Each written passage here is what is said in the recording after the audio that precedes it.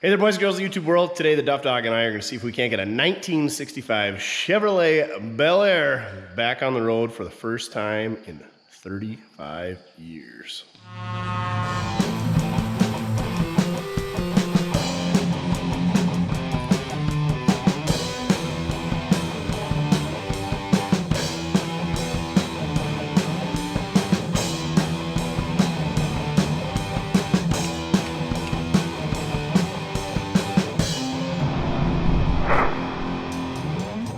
As you can see, we got this thing back in the shop. Let's go back a few hours and we pick this thing up.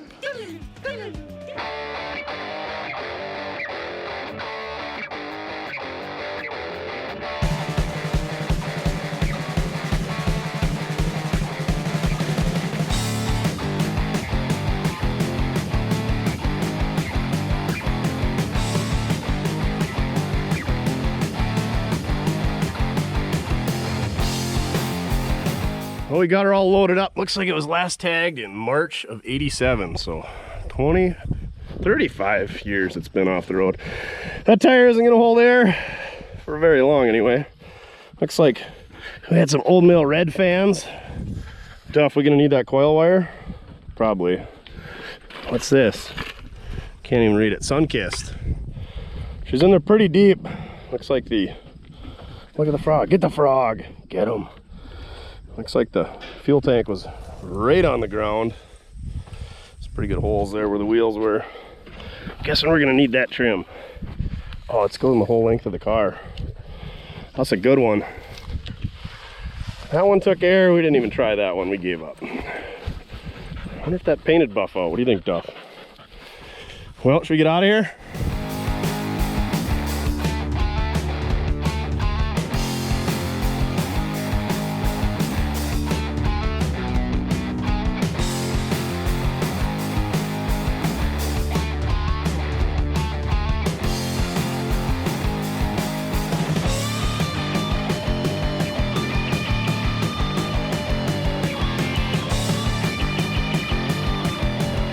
Well, we made her home. Let's get the old snitch rocket out of the way in the shop. Get this thing unloaded. That's right, I said unloaded. Offloaded? Don't sound right. Unloaded. Just rolls off the tongue. Alright, let's do this. I see we got just as many flat tires as we started with, so we probably need to put some tubes in them right off the bat.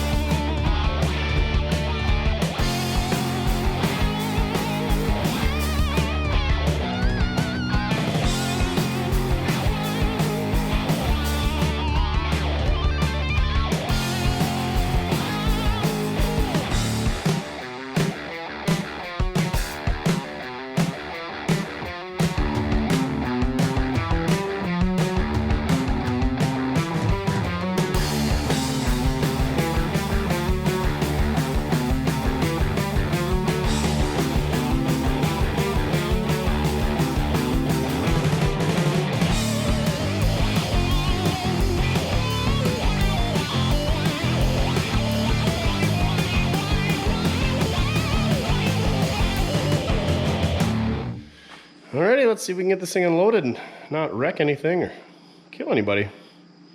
It's always fun. Also, a lot of people ask me why I'm always tubing these tires. The tires are usually shot, and they're 14s and or 15s, and it's really hard to find used 14s or 15s because they don't really run them anymore and they haven't been run for several years. And also, new ones would cost real money, and tubes are 20-ish bucks a piece, say. So for $80, you got this thing rolling. There was one tire that had some pricklies sticking out on the inside, poked a hole in the tube. We'll fix that too, but so I had to put a tire on that side, unfortunately.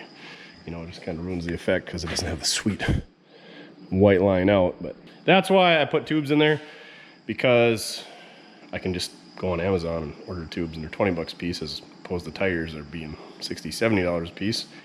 And then they hold air. That's the beauty of tubes. You can have the crappiest rim and the crappiest tire, and it's probably gonna hold air. And I like stuff that holds air and rolls, and it looks better sitting in the yard when they got tires that aren't flat on the bottom side. Anywho, a lot of people ask, so I figured I would address that. Let's get this thing off the trailer so we can have our tow pig back for getting more junk. This thing is a good tow pig. 274,000 and change. Loves it. So does Duff. He's got the whole back end to himself.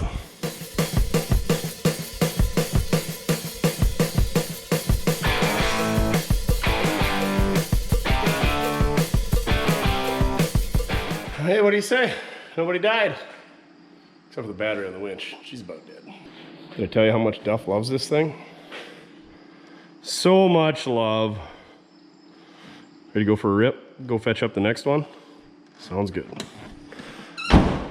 My trailer should tell you how long this thing sat. Look at all that dirt fell off of this thing. And that's just jacking it up to get the wheels off. So I'm sure there's a ton more under there. And some Canadian thistle.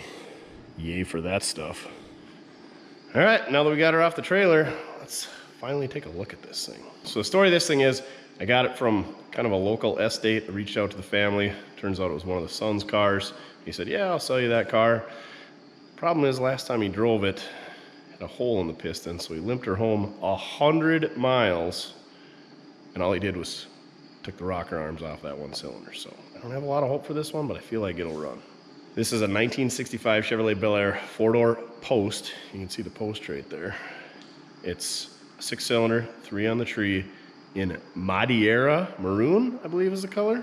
Corvette said something close called Milano maroon, something. I think it's Moderna maroon. It's maroon. It's pretty decent. Let's take a look at it. There's a little hooey in the front fender here. Got the trim. I mean, it's pretty dang straight. Little scuff there. I think a lot of it would buff out. Antenna's busted off. These mirrors are add-ons, I believe. I don't think they were up here. It looks pretty freaking terrible. Somebody must have needed a headlight. How many I bet that was a T3. 1 T3, 2, 3. Dang it, every headlight's a T3. I bet that one was too. Like we said earlier, this thing's been off the road since March of '87. Fun fact, when he gave me the title, it was in an envelope with the 1988 registration. He paid for the tags, didn't get them on there, and the car expired. So he limped it home to his dad's, parked it there. It's been sitting there for the last 35-ish years. So maybe we'll call it 34 since it was 1988. It's got these rally wheels on it. I believe these are like 70s, either metric cars or Camaro rallies. They're not right for this car. The tires are all kind of mismatched. That's a SPD poly, super passenger delivery. Or maybe it's an SPO, who knows? White letters out, because that's what you gotta do.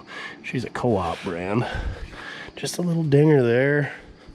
This thing's good. A little rot in the dog leg. That trim is kind of hanging on by hopes and dreams. It's pretty much off on the other side. It is off on the other side because it's laying over there looking like an ass on the floor. Must have had some mud flaps on her. They're no more. Post car, like I said. Cow leaned on it there maybe. But I mean, the quarters are freaking solid. A little bit of rot in that dog leg there. How's the rockers duffel up in this? You crawl under there. Any critters under there? 65 last year, the round tail lights. 66 kind of had a rectangular light kind of wrapped around the side here. Just a little itty bitty dent in the bumper. That taillight's busted out. I don't know if we got any 65 parts around. A little tiny dent up here in the roof. Trim's kind of hanging loose. Ooh, very loose. Might have been some body work done there. It looks like some old lead.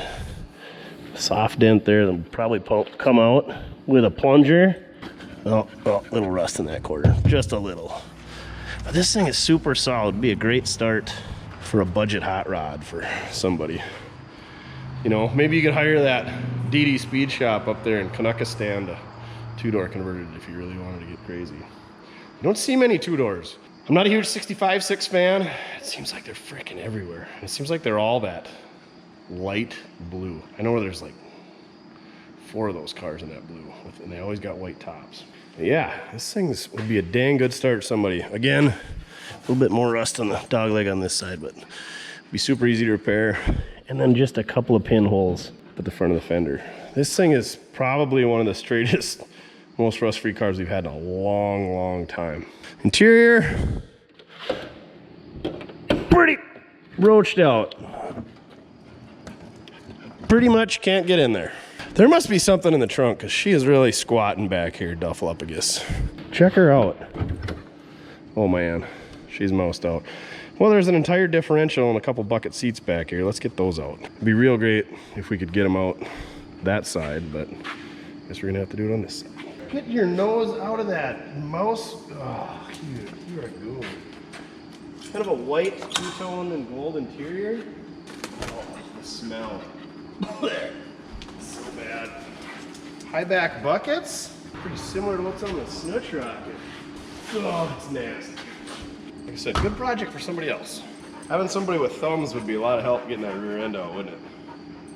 It looks like a 10 bolt out of a 70 to 81 Camaro. You can tell by the mounting pads. And also because of the way that it is. This is an Aspen. You can tell that it's an Aspen tree because of the way it is.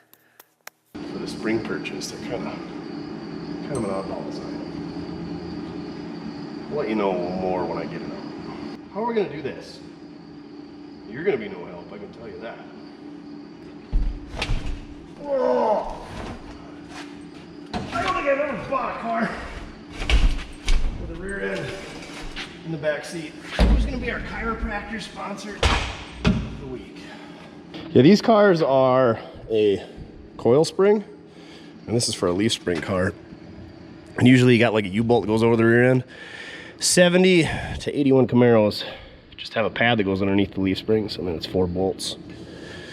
So I think that's what it is, and that's a good rear end for like 55 to 59 Chevy pickups. That's what we put in Trevor's 58.9. The problem is, most of these are one-wheel peels, and they're crappy gears like 273s and 308s. Sometimes even 241s. Ugh. Well, that's out of the way. It turns, but there's no tag on the diff to tell us what ratio. So, we'll check on that later. Looks like it does have seat belts. So that's a plus, I think. Oh, look at this sweet Mountain Dew bottle. Is it glass? Oh, dang it. It's got a metal lid on it, though. That's a classic. 1020 of 86. That's vintage. We should use that as our new self-bleeding brake bleeder bottle. No refill, dispose of properly. Doesn't mean recycle. Brominated vegetable oil in yellow 5. The best ingredients ever. Oh, a center console for said bucket seats. Does anybody know what that console's for? Must be GM because it's got the same stickiness that the square body steering wheels are.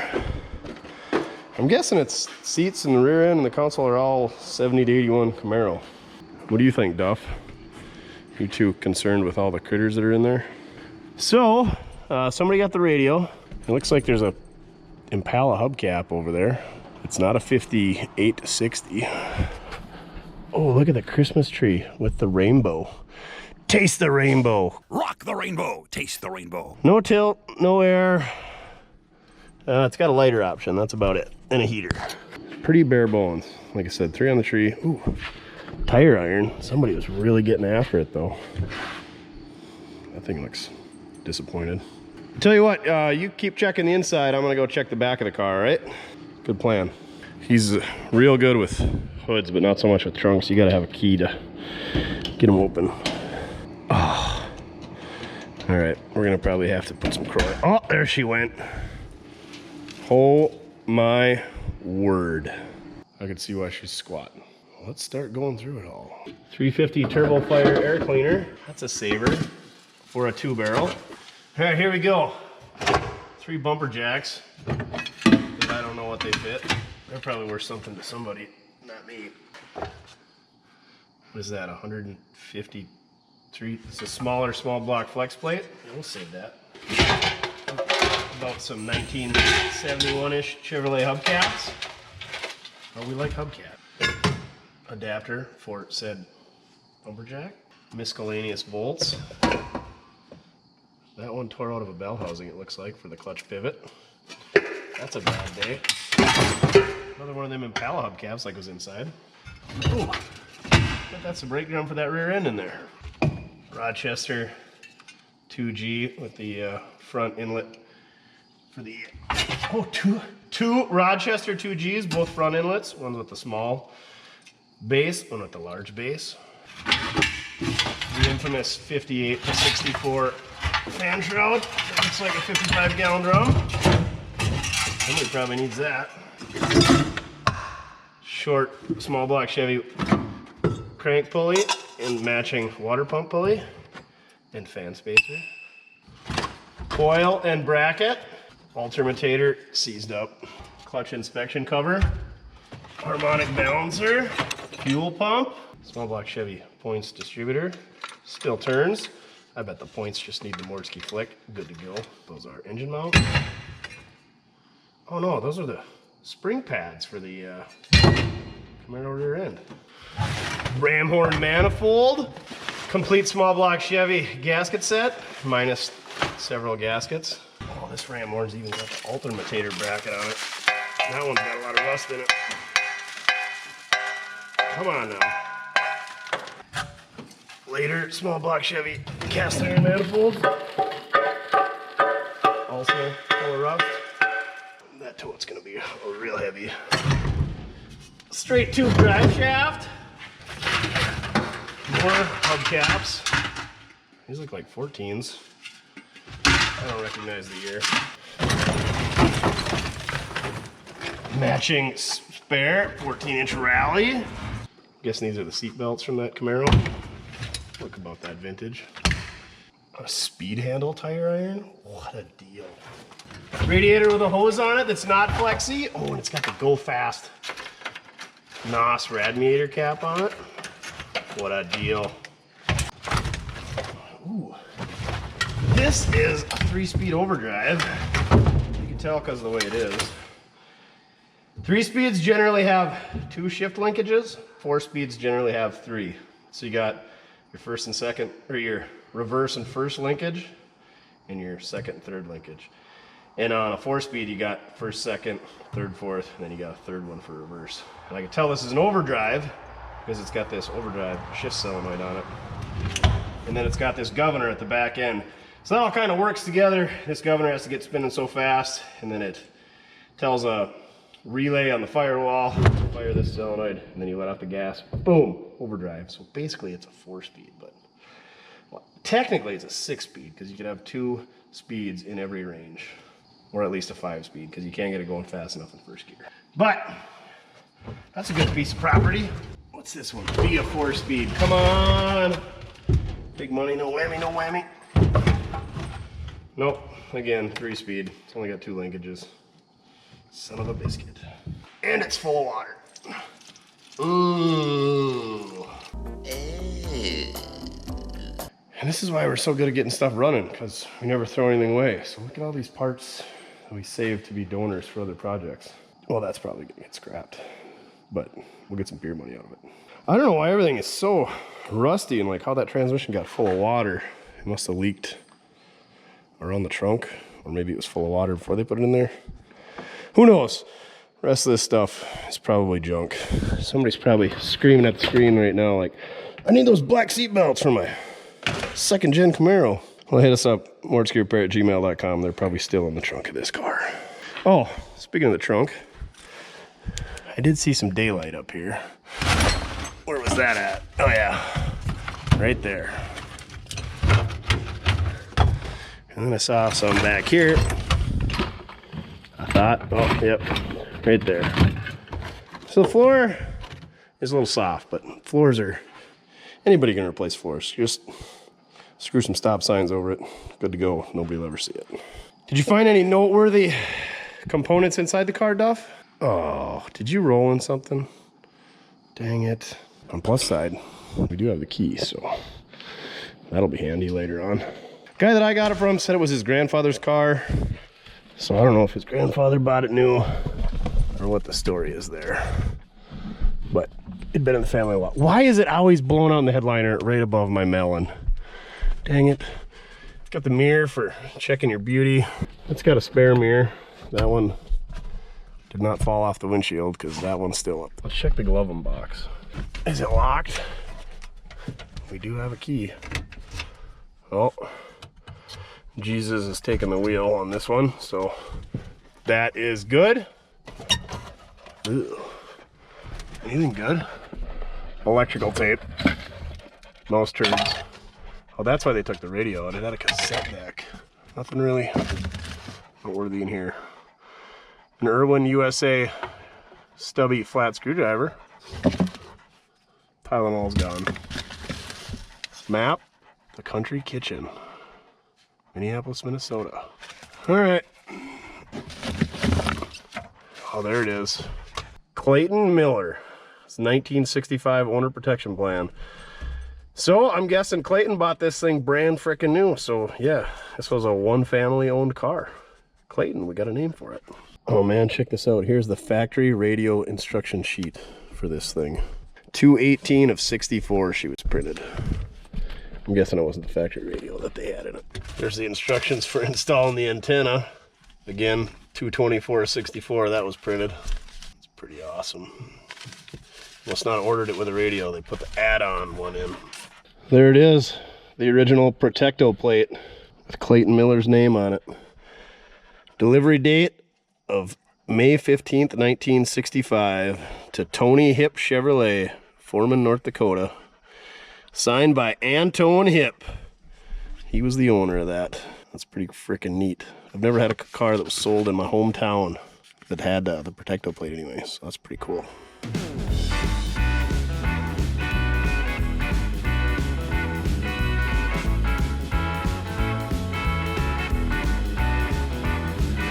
How come they never put the covers on before the seat gets trashed? Oh, it ain't terrible. That is though. The good news is the carpet's all there, so the floor is surely in mint condition. Right, ma'am? Oh, it sits so much higher now, doesn't it? That's what you were checking out. Well, you want to open the hood for him? It's not inside. I almost guarantee it. All right, you gonna open it for him? Here we go. Oh, you're a good pup. All right. Inline 6, 230, 250. I don't know how you tell the difference. I'm not gonna dig into it. If you know and you want to comment down below, you're gonna do it. Oh, look at that, the dual flexi hose option. Oh, that's probably why it burned a hole in the cylinder. That's why I don't like flexi hoses, because you know the ribbed hoses cause turbulence in the water jackets, and that's what causes cylinders to run hot. You know, that turbulence, because it's when it gets the air bubbles and they pop and they bang. What's that called? Hydraulic flow, laminar fluid. But anyway, that's why this thing burnt up. It's because flexi hoses. So don't run flexi hoses. Did you figure out which cylinder's got the hole in it? Yeah, okay. Let's see if it turns over. I'm guessing it's not in gear because we rolled it off the trailer. Here we go. Oh, it is in gear. It just has no compression. So let's go take that out of gear. Let's pull the valve cover off and see if he really did pull the rocker arms off like he said he did. I have no reason to believe he didn't, but you know, I have been lied to before. Oh, it's got the Sears double trapper oil filter. I think you guys need to see that. Look at that son of a gun. The D3 Sears double trapper. Oh, it's a Sears Spectrum nonetheless. What else we got under here? the AC turn tight radiator cap. It's a 13-pounder. It's got the OptiClean bottle, oil bath air cleaner, ultramatator, single reservoir fruit jar brakes. I suppose they're any good? I doubt it. I'm surprised it even rolls. But you know, we gotta check. Uh-oh. Yeah, I just saw the mouse run over the top of the transmission, Duff. So if you could find him, that would be great. I got the right man for the job, at least.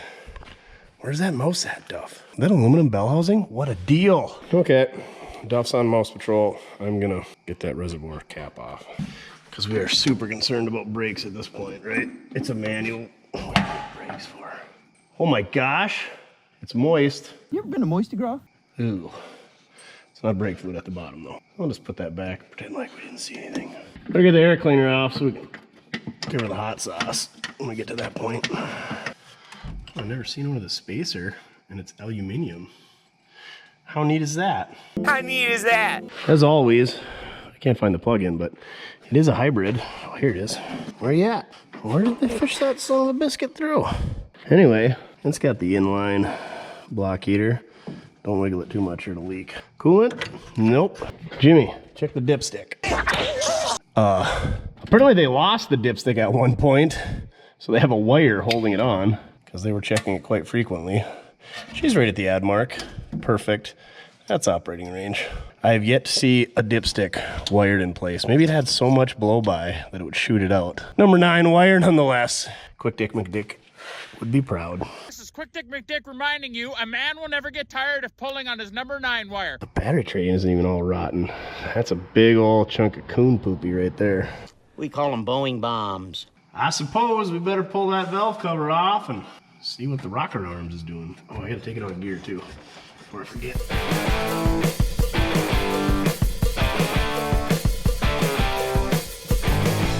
Sure enough, we're missing 2 rocker arms. 1, 2, 3, 4.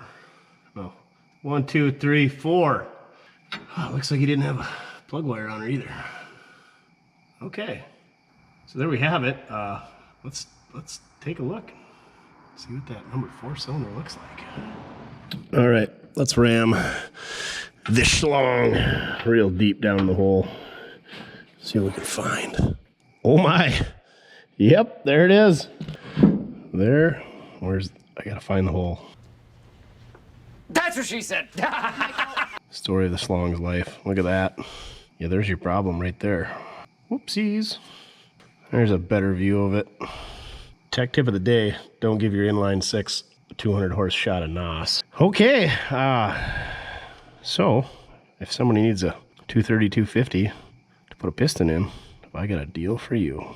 But before we get too crazy, let's cut the fuel lines so we're not sucking anything out of the tank, because I'm sure that's some real good 1987 fuel. Whoops. Yeah, those fuel lines, they get a little brittle after all them years. Real brittle. Where's the accelerator? Oh, the carburetor's loose. That's a good sign.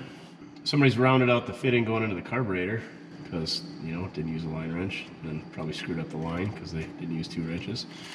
Imagine that. But we got a bonus Daco hose clamp, so winning. All right, let's see if this thing's got spark. How are we gonna do that? Well, I don't know if the key's gonna work because there's a bunch of wires chewed off. Oh, that's just the oil pressure wire. We're good to go. Purple wire is still good. We're gonna get a battery. Top post. Where? No, did somebody steal the ground cable? Where is it at? Oh, that's why this bolt was loose on the thermostat housing. Somebody stole the ground cable, I believe. Sad day. And the rabbits and our mice chewed off all of the spark plug cables. Nope, here it is. The ground cable is right here. She's gone. So I'm gonna round one of those up and some plug wires and a battery. We'll be back. Well, at least they put the bolt back for us. That was nice of them. As I proceed to lose the fancy washer. Oh, found it. The double trapper trapped it. Good old Sears. R.I.P. Just kidding, there's like 4 of them left in the country, isn't there? Those are the days. That was my favorite store in the mall. I haven't been in the mall in a long time. And I'm all right with that. Go to your home. Don't you know where your home is? Why didn't you just go home? That's your home! Are you too good for your home? Answer me! There we go. If you think I'm gonna move that coon turd out of the way to put the battery in place, you'd be wrong. Dave's not here, man. He's our battery sponsor this week. He's a good kid, hooked us up, even though these batteries are made by some company we can't talk about. Oh, 2 battery cables that are black. Imagine that. And I didn't put that one on. I put the right colored one on. Just for expediency, we're gonna use the old loser switch. Expediency, is that a word? Probably not. All right, see if the starter works. Man, we haven't messed with a starter in a long time. I'm all right with that. Oh yeah. What, are all the valves moving? Heck yeah, they are. I bet there's 0 compression. Of course, because the valves are closed too, but alrighty. Well, let's give some power to the coil, see if we got spark. Okay, so we got our jumper wire going from our positive, which is basically battery power down there on the starter, to our positive side of the coil. Any bets on if we got spark? I'm sure we do. This thing just wants to live. All right, what's grounded? Let's go off this control arm. Here we go.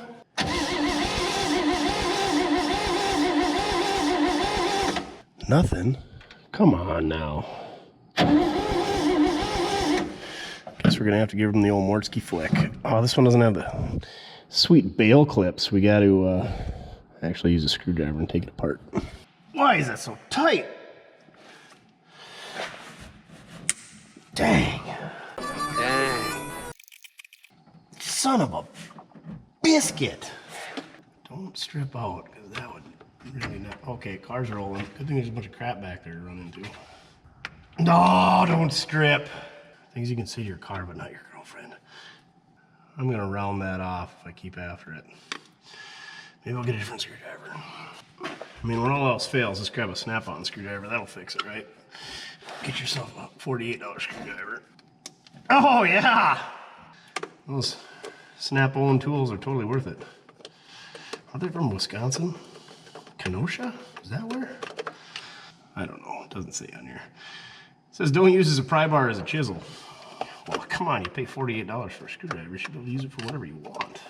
That's my motto. That and everybody Wang Chung tonight. That and everybody Wang Chung tonight. Okay. Oh boy, look at how furry those points are. Ew. Ew. Well, let's see if the flick.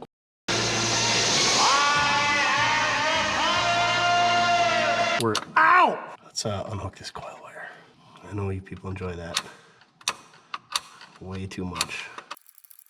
The old Mortske flick. 60% of the time, it works every time. 60% of the time, it works every time. That doesn't make sense. Now, hook our coil wire back up.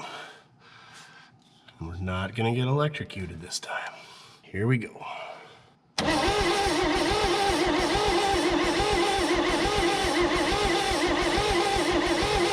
Yep, we're gonna have to file them. I think we're gonna have to adjust them because it doesn't even look like they're barely open. You know, our Hansi file here. Now let's see what we got. Let's turn it over, see if they're even open. Oh yeah, they are. I don't see any spark. Oh, it's because we don't have the wire hooked up. How about now? Okay, file them some more, I guess. Mortske flick a few times just for good luck. How about now? Oh yeah.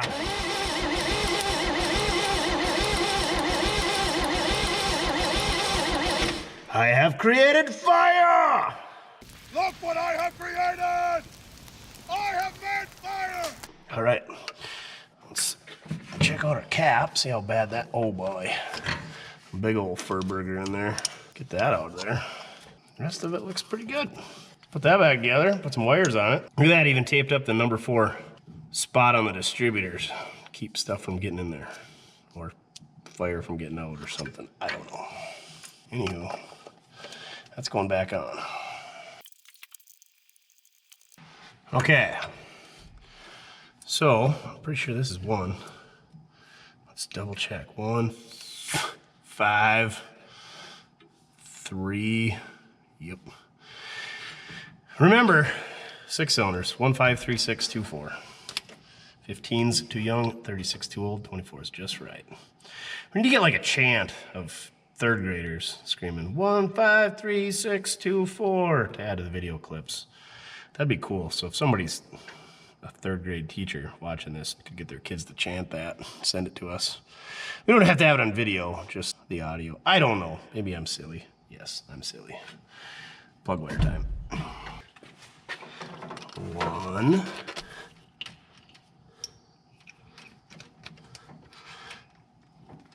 Here's 2.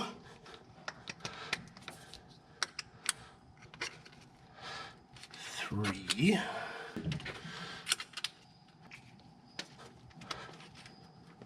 6. Uh-oh. It ain't long enough. Story of my life. Well, I guess we're gonna have to go find some different plug wires. I'm guessing these plug wires are for a 235, which if you'll remember, the distributor sits right about here in the middle, and they got the mechanical vacuum advance where the whole distributor turns. No, it's not, because the distributor isn't bolted down. That's how they move. These ones don't. But that makes these plug wires too short. So we need plug wires for 5 and 6. I'm gonna go back to the stash and see what I can find. I bet the coil wire will work though. Just fine. How about off a slant 6? Oh yeah. Good to go. See, it pays to have all kinds of extra parts that you don't use around. Okay. Sweet, now we just gotta give her some hot sauce, I guess. Easy peasy lemon squeezy. All right, here we go.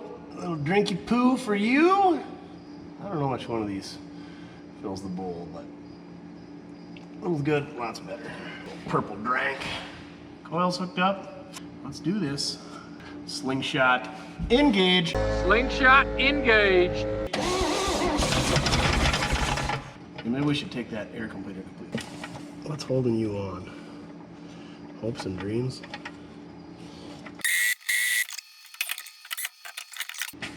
All right, she's gonna run for sure. Just want to get rid of that rattling so you know it ain't the top end.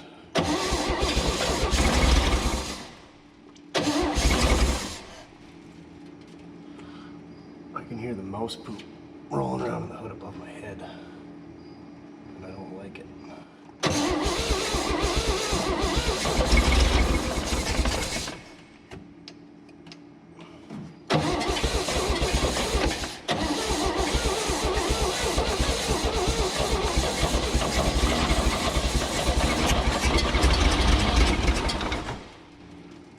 All right. Don't have enough hands.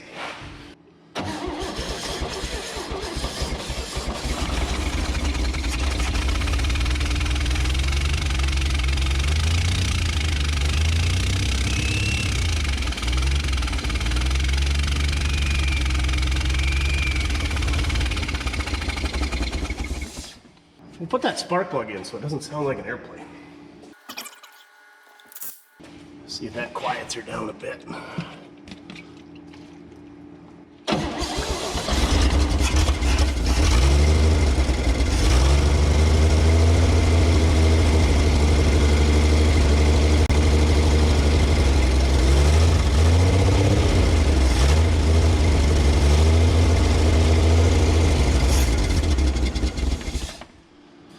All right, well, she lives. It actually sounds pretty decent. I mean, obviously it needs a piston, but let's hook a boat tank up to it and go from there.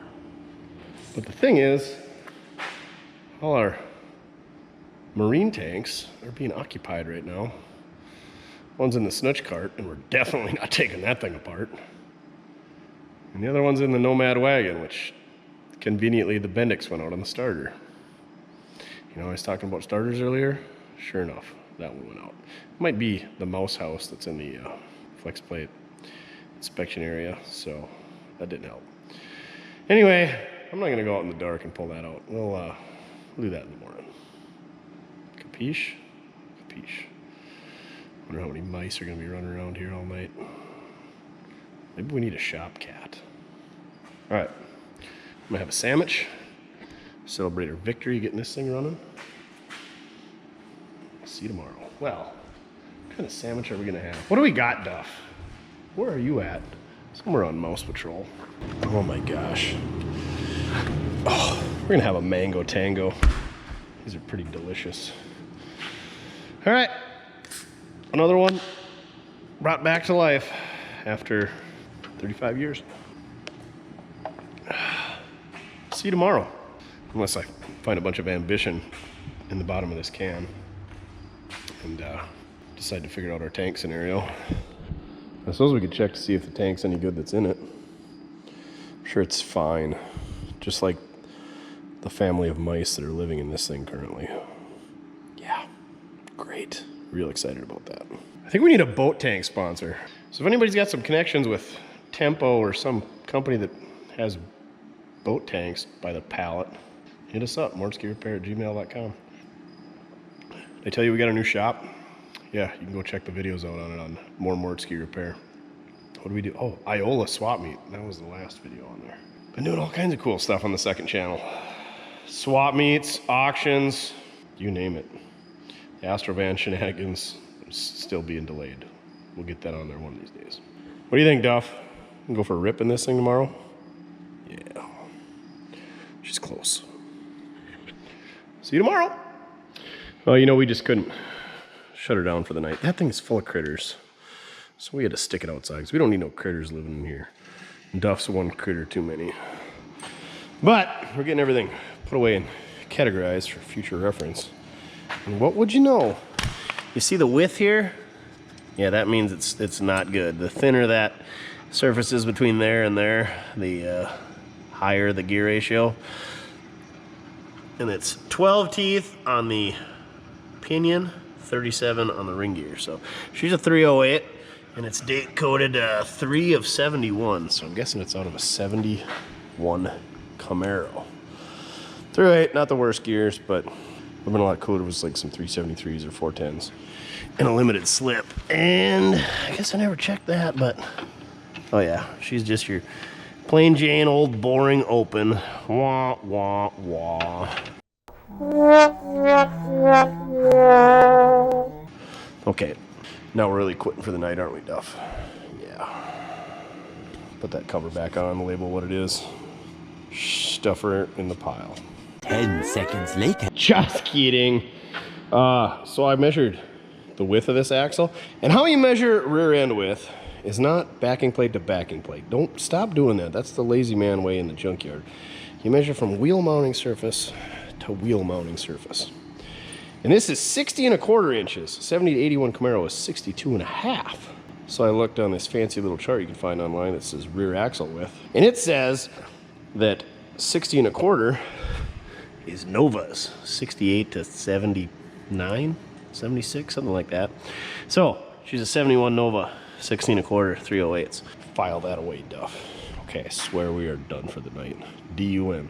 So maybe those seats are 71 Nova in the center console. Probably. I'm sure somebody was screaming that at the screen earlier when we drug them out of the back. All right, back at it. Well, before we roll this son of a biscuit back inside, we're gonna give her a quick blowy. Clean most of the trash and scrap out of the trunk. So let's finish cleaning that up. Hopefully this thing's a little bit more pleasant to ride in, because it couldn't be any worse. Bad news is we can't get that door open, so we're gonna have to blow everything out that way. Good news is we got the window rolled down, so in there to blow it out. The other bad news is we didn't find the rocker arms or the push rods, so or an extra piston that's any good. I did find on the internet that 283 pistons are the same as a 230, which I believe this is based on the shape of the piston design. It's got the cutouts for the valves, and the 250s have a D shape in the top, and those pistons are interchangeable with the 307, which conveniently we have in the 68 Nomad wagon that nobody's bought. Also, It is a Nomad wagon. I got so many comments that it's not a Nomad. Nomads are 2 doors. You don't know what you're talking about. Or that isn't a real Nomad. Look it up. It's a Nomad. I know it's not a 2 door. It's not the desirable 55 to 57 Nomad, but it is in fact a Nomad. Rant over. Settle down, Dwayne. Okay.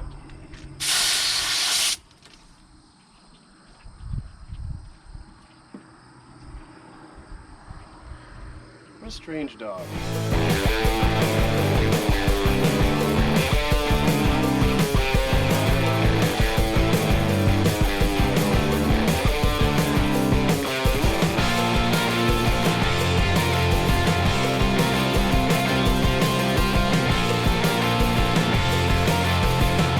What do you think, Duff?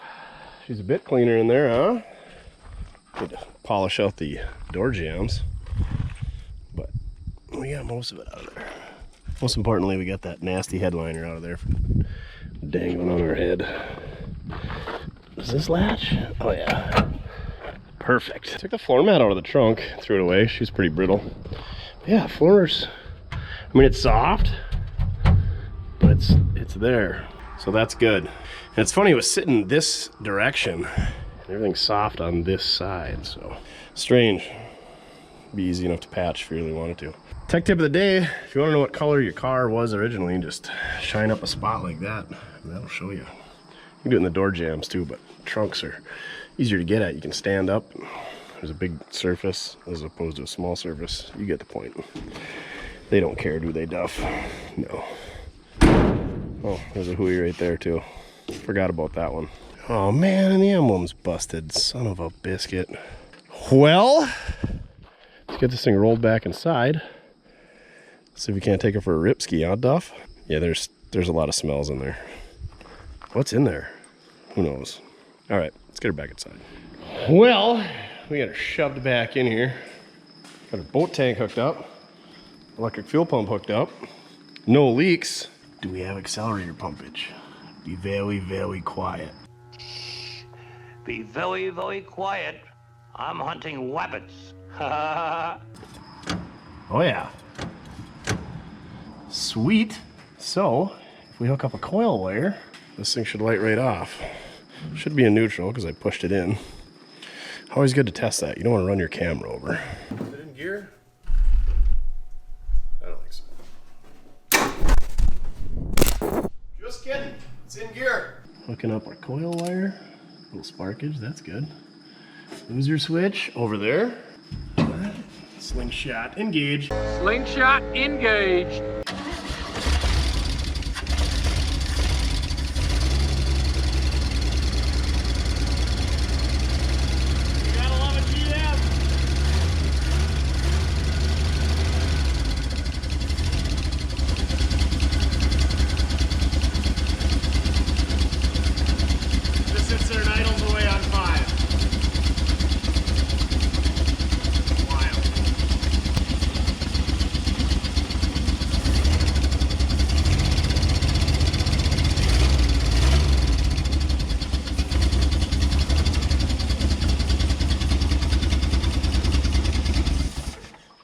Well, definitely ain't uber smooth, but I mean, if you were running on 5-6 of your cylinders, you wouldn't either. Let's see, we'll start with the key. Oh, that door's sticky. Look at this guy. Comes running in. Oh, I heard a door open. Don't mind if I do. You goof. Sad news though. I couldn't, oh, it was that. Oh, this window I couldn't get open. Your window's fine over there. Look at this. Mirror up here, Duff. No, up here. It's even got a pencil holder. What a deal. What a deal. Ugh, headliners were a terrible idea. Why did they ever come up with those? Don't eat that, goof. All right. Oh, forgot about those turds up there. All right, here we go. 95,000 miles. Judging by the brake pedal, it's definitely not 195. Didn't even have to give it any gas. Yeah, we gotta cut that exhaust off. It's gonna deter us. It's gonna make some noise anyway. All right, let's put the valve cover back on. Lube up that door. Just kidding, we'll never do that. Also, I noticed our heater hose rotted off down here. Oh, and it does have some water in it. So we gotta probably just plug that off. Because that's for our inline heater mobile dealio hybrid things. And we'll probably unhook these two up here and then just block off all the heaters and stuff, right? We gotta do something there so we can get some coolant in it. Oh no, lost the rubber on our radiator cap. So, on with the rocker cover. We gotta figure something out there. We'll put some brake juice in there and the brakes are just gonna miraculously work. The beauty of editing. I'm excited. This thing sounds like it's got a low P cam in it. So that's all you gotta do is just take a couple rocker shafts off your 230 Chevrolet, and all of a sudden it sounds like you got a hog cam in that son of a biscuit. Back to work.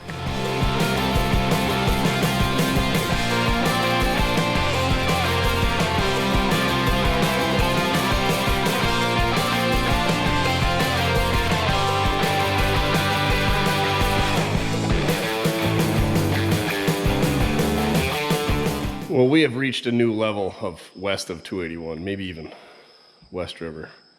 You know how we thought that was number 9 wire holding exhaust up? That's good old-fashioned barbed wire. We haven't seen that holding any exhaust up yet, so that's a first for the channel. What a momentous occasion. Makes me want to crack a sandwich, but we got too much work to do. And then we got this guy, just hanging out in there, sniffing things out. You are a goof. Anyway, exhaust delete is completed, brake juice installed. I think what I'm gonna do is just bypass a little heater circulator and we'll just take a hose from there to there. Because GM, that's one thing I don't like about GM. They had one size of the heater being 5/8, one size 3/4. So you gotta find, either gotta really clamp down a 3/4 on that 5/8 or you really gotta stretch a 5/8 over that 3/4. There's just not a good way to loop them. And I don't wanna waste fittings plugging them. Plus we'd have to plug that one, so we'll just waste a chunk of hose instead. Capiche? Capiche. We're even gonna use this old style band clamp too because it came off so nicely.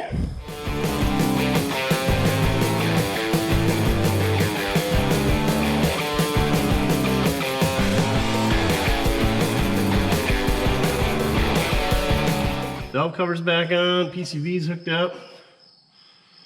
We just gotta put some coolant in this son of a biscuit. This time of year we're putting water in it. So whoever ends up with this thing, make sure you put some coolant in it, antifreeze in it before winter comes around or bad things are gonna happen.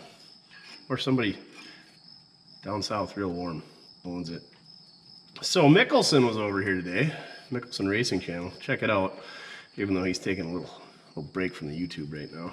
He's got a 11-second big block 65 Super Sport that's been a drag car its entire life.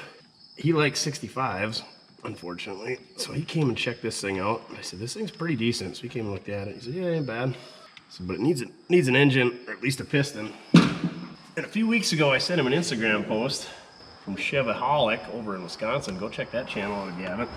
And tell him, Mortske said you need to make some more videos and more details and everything else. Duff's angry at somebody outside. But yeah, Chevaholic. Check him out, just like it's spelled. But anyway, he's got I believe it's a 64 Oldsmobile, 4-door, that he put a 6.2 diesel and a turbo 400 as a joke. Left the stock gears and everything, and it's super clean. He gets 30 miles a gallon with that.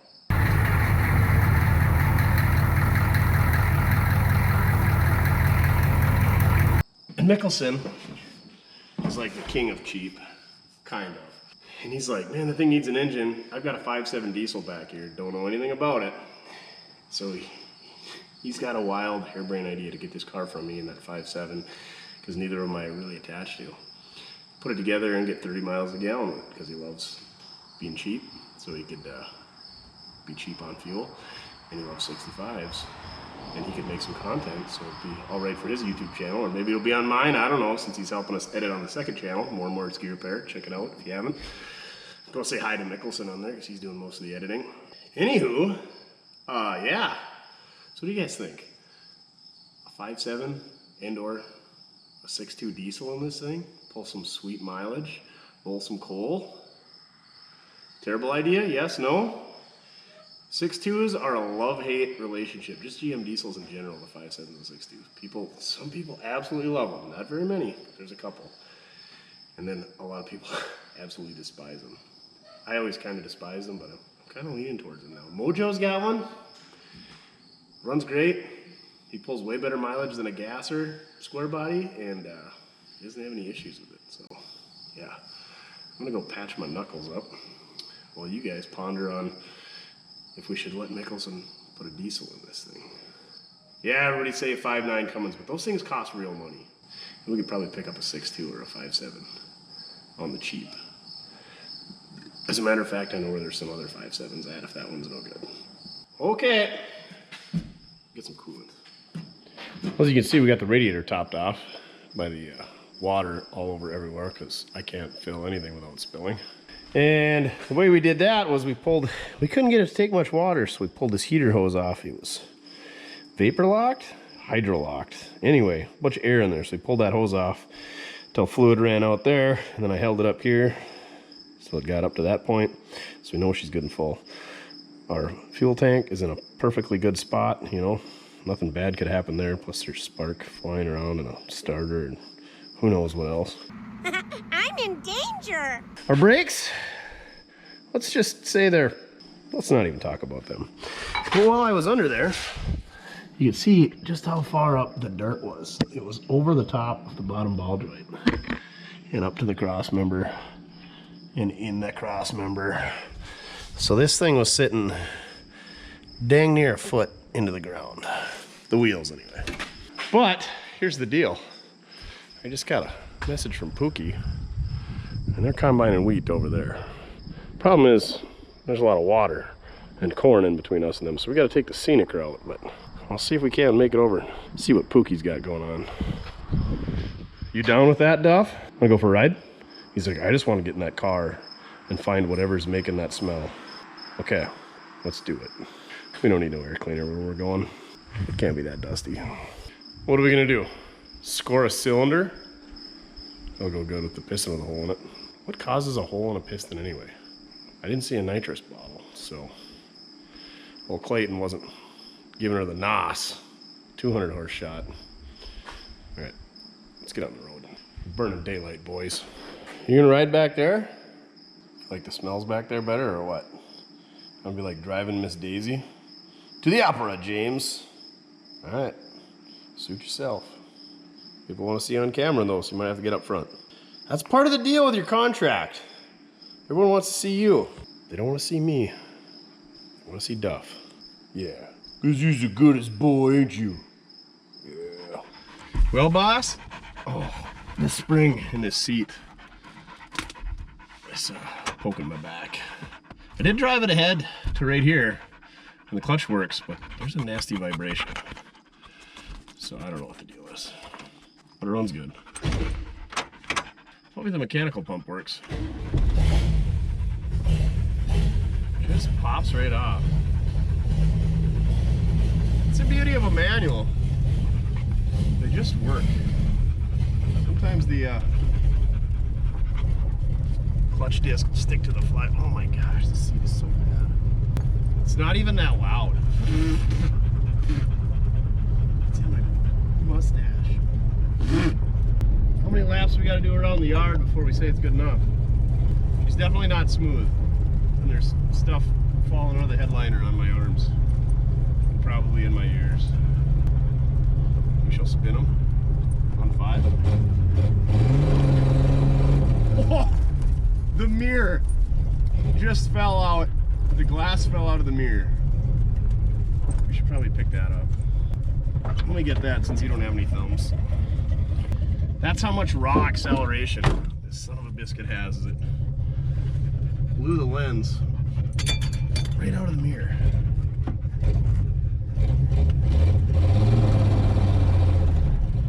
You know, sometimes these manuals, these low option cars, they got posies. I don't know why. Horn don't work. Better fix that. Why is it that like 6-cylinder and manual cars have limited slip a lot of the time. It looks like it was spinning both.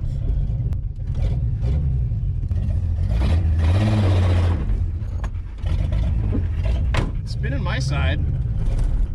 And generally speaking, and I know it's a car, but it speaks sometimes. If the left side spins, the right side spinning, because usually on a one-wheel peel it's the opposite side, so you can't watch it spinning. When you're going forward anyway, in reverse, sometimes it's the other way. Here we go. First, second. Oh yeah, I can see driving this thing 100 miles, 5 valves, 5 cylinders. Gotta adjust the mirror, since how that one on the fender is no longer there. Oh yeah, the headliner's kind of in the way, so I can't see much out of it anyway. First is not synchronized. Just grind until you find it. Ooh, that Canadian goose got wasted. It's early goose season around here. I don't know if you can shoot Canadians or if it snows and blues or what. The blue platers have arrived in full force. We're not going to have an oil pressure gauge because, as you remember, the mice chewed that off. I was definitely going to put some petrol in the marine tank, but I forgot to do that as well. So, hopefully this thing's good on fuel because there's about a gallon of gas in there. And we got about a 6-mile round trip. And that's if we don't do any donuts. So we'll just call it an 8.5-mile round trip. 45 mile an hour, this thing just cruises down the road. One hand on the wheel. Pulls a little bit to the right. Steering wheel sits really straight. Headliner is sagging even more. Maybe that's the crosswind, I don't know. Duff seems like he's having a good time though. He's got his nose out in front of the windshield, checking for all the smells. Pookie's on the far side of the field, so I don't even know if we'll be able to get out to him, because I don't know if you guys know much about wheat or wheat stubble, but that stuff is like super flammable. The good news is we don't really have exhaust hanging low. It's about as high up as you can get, because we cut her off right at the manifold. Shout out to the Milwaukee reciprocating saw that we use to cut this thing up with, though. I mean, it's one of the few Milwaukees we got left. RIP to the half-inch drills. Oh, our half-inch Milwaukee showed up, so back in action, we can still drill holes. Where's our turn at? I really wish I would have grabbed the gas can. It's only like a mile walk home, the way the crow flies. Why do they call it the way the crow flies? Like, why would they say the way the eagle flies? Or the way of the bird? Or the way of the goose? The gander? What's good for the goose is good for the gander. I don't really get that one either. I don't know what a gander is. What's a gander? Is that like a female version of a goose or a male version? Anywho. Does anybody, yes, somebody figure out why it's the way the crow flies. And if you haven't heard that term, apparently you grew up in a cave or not. Maybe it's only the Midwest that we say that. The way the crow flies, it's the straightest point between A and B. That's what apparently crows. Maybe that's why. Because crows don't mess around. They don't circle like some birds. They just dart to it. Because they're really smart, right? That's why the crow flies that way. Because they're smart. You notice I didn't slide that corner? Because we're conserving on fuel. We'll wait to do donuts so we get back to the yard. Speaking of conserving on fuel, let's shift her into third. Did they still have overdrives in 65 or did they quit that in 64? I'm not super familiar with these things. She's kind of logging up these hills in third gear, probably because it's only got 5 cylinders. Well, this guy's got some old cars in the yard. An old Ford tractor. And some square bales. So apparently he's into making poor decisions. Oh, he's got chickens. Duff saw the chickens. You know, if you put some exhaust, well, you gotta do the piston thing. Ugh. So I know a guy that rebuilt a 250 in a boat with new pistons, new camshaft. He didn't bore it out, he just put new pistons and rings and bearings and gaskets and such, seals. But this was, you know, pre the fake inflation days, and for $200, you got an entire rebuild kit. Like, I think a gasket set for a small block Chevy is even like $50 now. So that's pretty cheap considering you got a camshaft, lifters, and pistons. So these are like 2019 prices probably. But you could go through this thing. Like I said, the beauty of this thing, you got to do exhaust anyway. So if you put a small block in, and you need new hoses because they're flexi hoses. So you just mark those off because you already need them anyway. And you just drop a V8 in this thing because you already got to do exhaust, you got to do radiator hoses. The throttle linkage might be a little bit different. Some of your wiring will be moved around. But I mean, same alternator. You got to extend the wire for the oil pressure switch, so you don't mark off that wiring. I think it could be done. This would be a good project for some young woman or man that wants a budget car. Those stacks of hay, who stacks hay anymore? They look like they were bucked manually. Not even, you ever heard of bucking hay? You know, you got your dump rake and then you put her in the big finger. I've never seen anybody do it, but I heard the old guys talk about it. They don't look like they were stacked with the old Heston 30A. Everybody had one of those. Were they 30As or 60A? I think they were 30As, and everybody had a Vermeer 605 baler. Duff, look at that stack of hay. Would you just look at it? Just look at it. Look at that. Oh, look at that. I don't know. Usually the bread loaves of the 30As are tighter than that. Morning dove stuff. The morning dove season's got to be coming out here. Sure. Those things are so delicious. They're more delicious than ringneck pheasants. If you've never had doves. Where's Pookie at? They're fancy. They got 2 combines now. He's got one with tracks. Like, what do you need tracks for? If you're driving through there, you probably shouldn't be there. All right. Yeah, we got ourselves a field car, kind of like Bob Felfa's 55 Chevy in American Graffiti. Yeah, well, I'm not surprised driving a field car. Field car? What's a field car? Field car runs through the fields, drops cow all over the place to make the lettuce grow. I called Pookie and said, hey, can we whip some donuts out in your field? And he said, nah, my dad doesn't like that, because then if you do it, then everybody thinks they can. So no donuts in the wheat stubble, Duff. You can take his semi though. I bet the keys are in it. What do you guys think? We gotta have Pookie on here more often. He did so well when he was cutting hay the last time. I figured you guys would want to see him back. Old Boomhauer Pookie. Watch out for that dip. Oh, this thing's just smooth. Field car for days. This is what we just need. It's a deep one. This is what we need. We need like our own 160 acre stubble field to just jump stuff, go do donuts. So yeah, I feel like if we get like 1 million subscribers, we can maybe buy a quarter of some really crappy swampy land. I don't know what it's going for around here anymore. Last I heard it was like 3,000, but then I heard some went for 6,000 or 8,000. Wes said there's like $15,000 an acre stuff down there in Illinois. So yeah, they're not giving land away around here. It's at $3,000 an acre is 160. We only need $500,000, Duff. So if we sold like a butt ton of 65 Chevy Bel Airs at $500 a piece, how many is that? We need to sell like 10,000 of these cars with a $500 piece profit, and then we'll have $500,000. That's probably what Pookie's riding in a $500,000 piece of equipment. Maybe if he runs into us, he'll have to buy us a new car. Oh, he's gonna go right over the top. Don't take the roof off my 65. Should we go get some birds? Yeah. Oh yeah. All I had to do was say birds. Oh, you got a haircut. What are we doing out here today? Well, right now we are out here cutting a little wheat grass, you know, we got the wheat out here, cutting her down, running through the combine.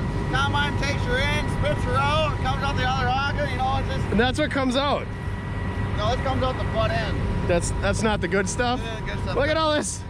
Look at all those heads that you're missing. You should get a John Deere. No. What are you all dirty for? You been working on this thing? Oh, I slugged that thing up. Tell the folks what slugging means. Slugging is I wasn't paying attention and going a little too fast for the conditions. And I got a big mess of straw, wheat, whatever you want to call it there, and it plugged my rotor hard.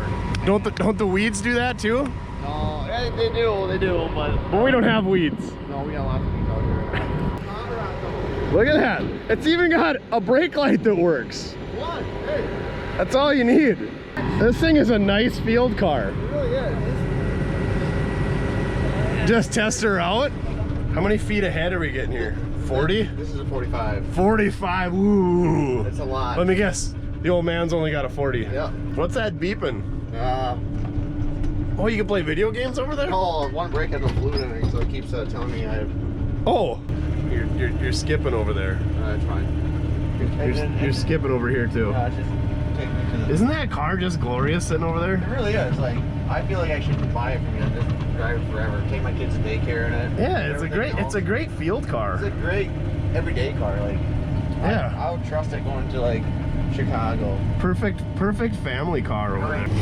What do you think of this stuff? Pretty cool. We could farm. Nothing to it, you know. You just put it in the ground and it comes up. And you just cut it and then you take the elevator and cash a check. Something like that. Yeah. Just feeding America. Trying to feed America. 45 feet at a time. Back. Anyways, right here, all himself are driving that thing and hit your GPS button, it just goes. You just go, this son of a gun, and you just don't worry about it, it just goes. Just like Bobby intercepts, it's like it go boom, boom, just like that. Wait, you even know what all them buttons do over there? No idea. Oh, just about slugged her up. Oh, I should have heard her when I slugged her. She was like, That's right, number 6 on this header. My mom's gonna make one of them stickers on, so I put a 9 next to it. Duff doesn't think that's funny. Oh, we better get a BDK action. Gonna dump a huge load on him. Let me guess. Case 350, it's 350 horsepowers. Yes, wow. I is so smart. And a 1082 means it holds 1,082 bushels. Oh boy. You're just getting the tip in there. Man, that stuff's coming out dirty. Oh, this is exciting stuff. Riveting. You should start a YouTube channel. A lot of work. Uh-oh. She's gonna get full. Just kidding. A whole semi. Alright, see you later, YouTube world. Have a good day. Alright, Aaron, you guys take it easy, okay? You come back now. What's that, Duff? We got some, oh yeah. That's definitely a problem. Sure enough, that's when we put a tube in. Well, this is great. I can see the house. Pretty excited about this. Well, should we run her home on the rim? Great, grand, wonderful. Good, great, grand, wonderful. Well, Pookie was nice enough to give us a service truck so we can go fetch up a spare tire. Ready to go for a ride? Where are you, you goof? Hold up, look at this thing. Bucket seats, leather. Probably got a diesel in it. Oh yeah. Fancy. To the opera, James. This thing is dirtier in here than some of the stuff we drag out of the weeds. All right, let's head back to the shop. We need a service truck like this. Only 185,000, just barely broke in for a Dirty Max. We need to tell Pookie to fix the fuel gauge. I had to call him and be like, is this thing gonna run out of fuel or is the gauge broken? He's like, what do you think? I'm like, the gauge is broken? He's like, yeah. So, no big deal. I said, there's a service tank in the back, I could fill it up, but that's red fuel. He says, yeah, that's probably empty too. So, awesome. I love borrowing stuff, don't you? We got a tire, we got a jack, we got a cordless impact. We don't have a spare battery for that, so hopefully we got enough juice. And we got some sandwiches for letting us go for a ride and borrowing their equipment. BDK has way too nice of a pickup for a grain cart operator. Dang. Look at this majestic beast with its flat tire.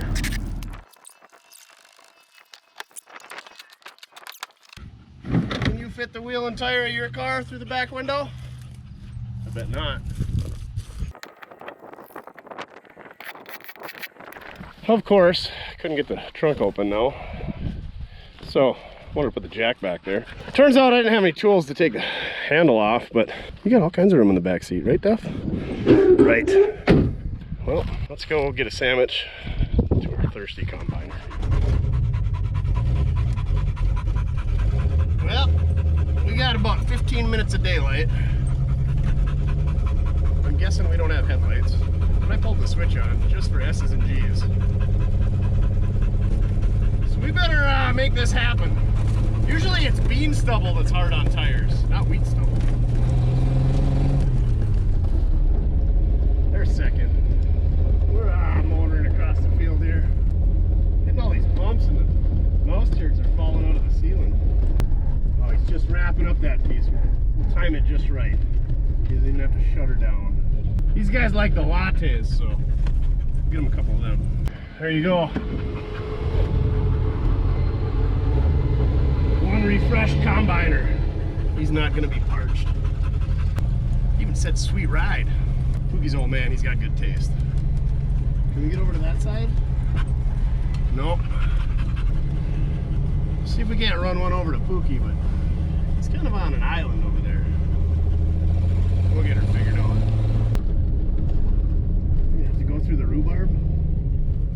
Oh yeah. How wet is it? We're about to find out. Oh yeah, she's was chisel plowed this spring. We'll be lucky if we don't have at least one more flat before we get home. We don't tear the gas line off. That would be good.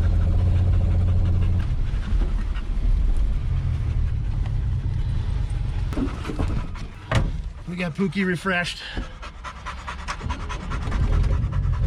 This thing's good. I cannot believe how well this thing runs on 5.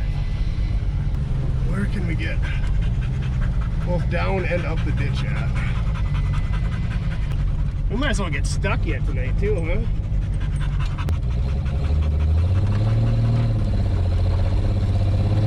Come on, baby! Oh yeah, we don't need no approach. And we got about 7 minutes of daylight to get back. And the headlights most definitely are not on. Try hitting the dimmer switch, but it don't seem like it's helping either. We got a plan for these with our brake situation. I'm winded after all that running. I already wasted enough of these guys' time. I didn't want to have them shutting down those combines for too long while we were running sandwiches out. Yeah, he said this guy, in fact, does buck all that hay. Kind of a lost art. Go check out a video on how to do that, because that's what I'm going to do. I just hear the old timers talk about it. I've never seen anybody actually do it.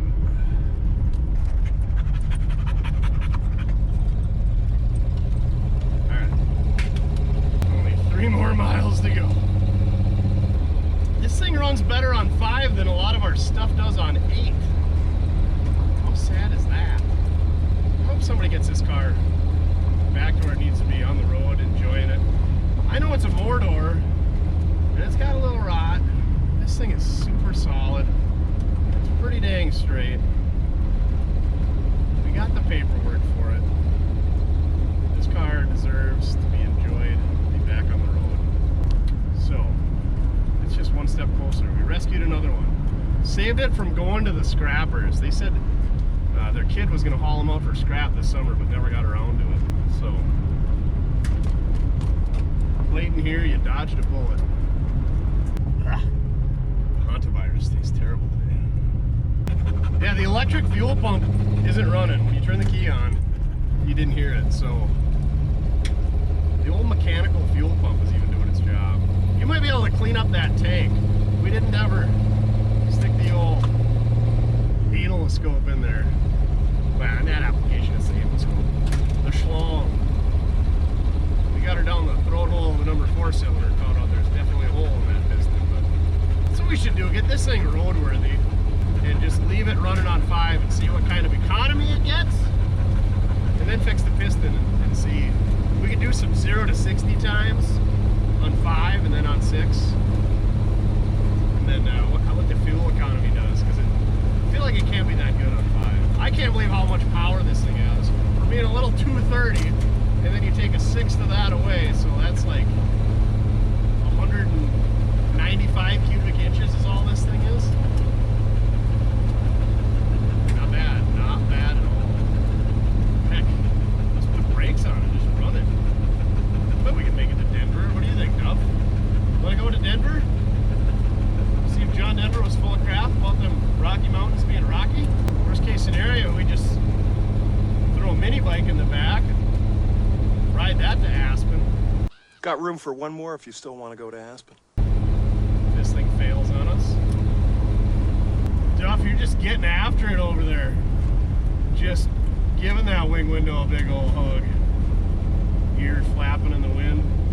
How fitting, this car came from a farm. The guy was a farmer that had it. So I'm sure this thing running around in wheat stubble fields in 1965. Here, 2022, what's that? 57 years later? It's still doing the same thing. This car lives for it. It's like we asked, it's like, hey, you wanna go do one more wheat harvest? Clayton said, oh yeah, I'm down for another wheat harvest. That silly co-op tire wasn't it? We do a little chirpy chirp.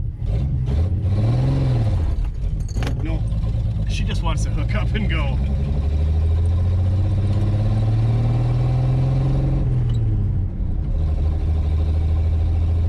That's what we gotta do when we get back to the shop. Jack this thing up and see if it is an actual limited slip. I feel like it is. Especially the way that it hooked up there.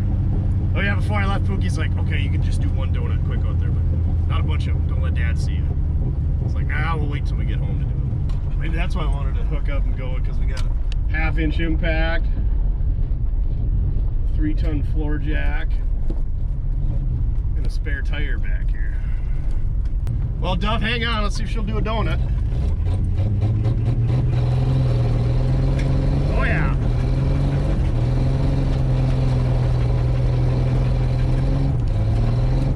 The awesome part is this car came from like a 1/2 mile away from the original donut corner. Oh, this car's been hearing us do donuts over there for 2 years. It was like, I want to get in on that. Oh, Clayton. You're a good old Bel Air. Now I need to try not to smash anything when I roll into the shop. Which is kind of hard to do without brakes.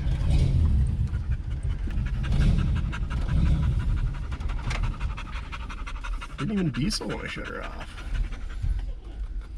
I don't know why I'm driving way over here because there's mice in this thing and it is not sleeping inside.